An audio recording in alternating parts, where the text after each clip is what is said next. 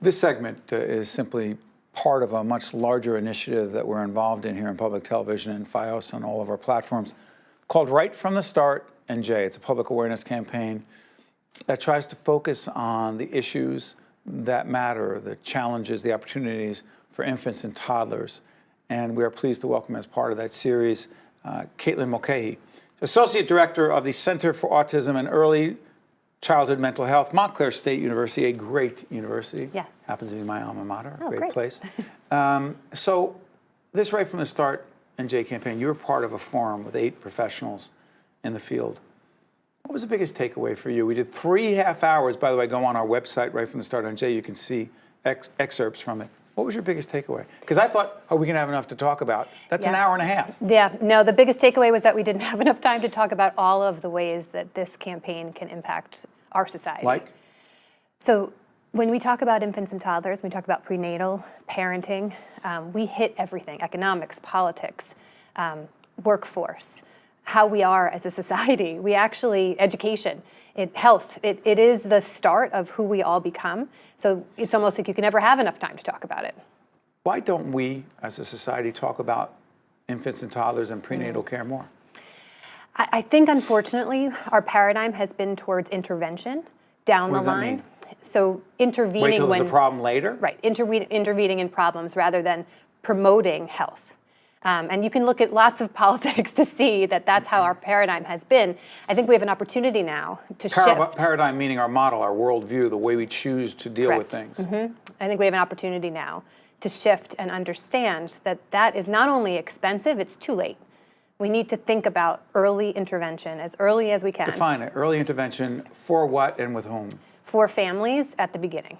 So the earliest Give us moments. a for instance. Earliest moments of family development, prenatal. We don't do enough to support families when they're expecting children, particularly in different communities. So there's an enormous disparity in the access to prenatal care. I mean, but no disrespect, I'm devil's advocate. Yeah. The baby's not there. Right, not yet. Okay, so what? Why is it so important? Yeah. Because of what we have learned about the brain growth in the womb and also prenatal experience for parents. So a pregnant mom, if she's under stress, the baby feels that stress. The baby feels that stress? Yes, yes. Biologically? Biologically feels that stress and actually can have their genetic code changed because of the stress of the parent.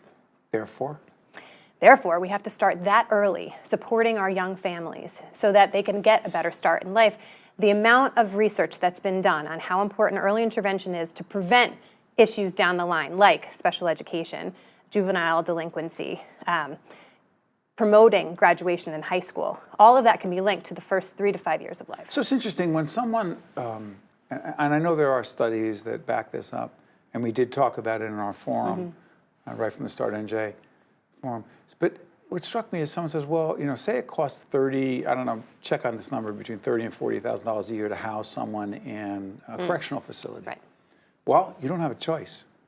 Meaning you don't get to say as a taxpayer, I don't want to support that. Meaning it's going to happen. Right. There is a connection, unless I had this wrong, between what happens birth, prenatal, if you will, to 3. If that infant toddler does not get what he or she needs, particularly given other socioeconomic factors, there's a greater likelihood that that person, as he or she grows, could potentially wind up dealing with criminal issues. Am I making too much? Yes, am I oversimplifying it?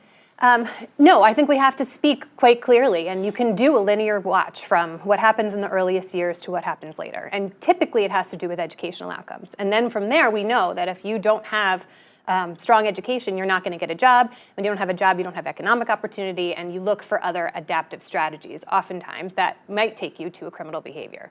So from the beginning, you can actually prevent those things which cost way more money. Talk about cost. Early childhood professionals. And I say professionals because some are professionals. Yes. Some just work there. They're not, Yes. I shouldn't say they're not professionals, but they don't have all the same credentials.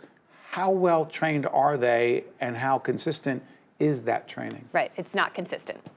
And unfortunately, while some people might have beautiful hearts and be amazing caregivers, They really care. They really care. It is a hard job. People call it babysitting. It's actually brain building. Brain building? Brain What building. do you mean by that? We know that the earliest relationships are what builds the brain in the first 3 to 5 years of life. It's those children's relationships with caregivers. So when we sort of disparage these people who do this work all day long. Oh, they're babysitting. They're babysitting, yes. And some of our families have to use care from 6 a.m. in the morning to 6 p.m. at night. So yes, it's absolutely parents' job to raise children. I've heard that argument many times. Oh, it's a parent's job. We don't want to put our money into these public services. But for many, many families, they are using public services from 6 in the morning to 6 at night. So those caregivers at those centers are crucially important to those children. It's not taking away the parent.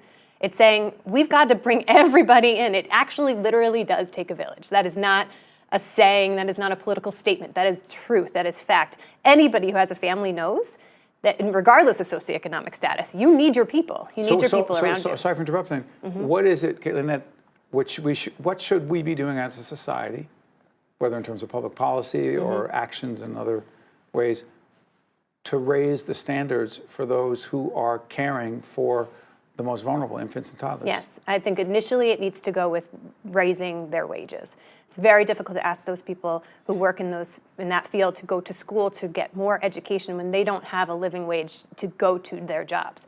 And most of those families, most of those women, principally who work at these childcare centers, also have to send their children to childcare. And because they make a certain wage, their children are going to less quality childcare centers. And it's this cascade of disparity. So first, their wages need to be increased without question. Then, yes, we do need to professionalize. And we are doing a good job in this state, actually. We are working to professionalize the workers who work in early care and education through a number of different initiatives. One is the Grow NJ Kids initiative. Grow NJ Kids. By the way, go on our website right from the start, NJ. You'll see this initiative. Tell everyone again what it is and why it matters. So that's the name in New Jersey for our quality. Grow NJ Kids. Grow NJ Kids. It's our quality rating improvement system. So the quality rating improvement system is actually a national initiative to raise the quality of early care and education in the states. And states sign on, and we have done that. And one of the things that's required is to professionalize, to raise the training of the people who are doing the work. We also have professional organizations like the Coalition for Infant Toddler Educators, and one that I'm involved in, which is called the New Jersey Association for Infant Mental Health. All these organizations will be listed on this campaign on the website. Before I let you go, what do you hope right from the start NJ accomplishes over the several years that we hope to be doing what we're doing? Yes, so I think a huge opportunity is to ensure that many people who interact with infants, toddlers, and young children are brought to the same table, similar like you did today. We talked about how... In the forum. In the forum, yes. There's more to talk about. There's so much more to talk about. And because it touches so many different constituents and agencies, it's important for us to be on the same page. We can't prioritize one thing over another. Universal pre-K versus early intervention versus home visiting. That's not our job. Our job is to say this is all connected. If we actually want to be right from the start, we all have to be together. Can't thank you enough for being part of this most important effort, and thank our friends and colleagues at the Montclair State University. Well done. Stay right there. We'll be right back right after this. Thank you, Kaitlin. Thank you. The preceding program has been a production of the Caucus Educational Corporation, celebrating over 25 years of broadcast excellence. Funding for this edition of Caucus New Jersey has been provided by Summit Medical Group, Horizon Blue Cross Blue Shield of New Jersey, Fedway Associates, Johnson & Johnson, Valley National Bank, United Airlines, and by Choose New Jersey. Transportation provided by Airbrook Limousine, serving the metropolitan New York, New Jersey area. Caucus New Jersey has been produced in partnership with TriStar Studios.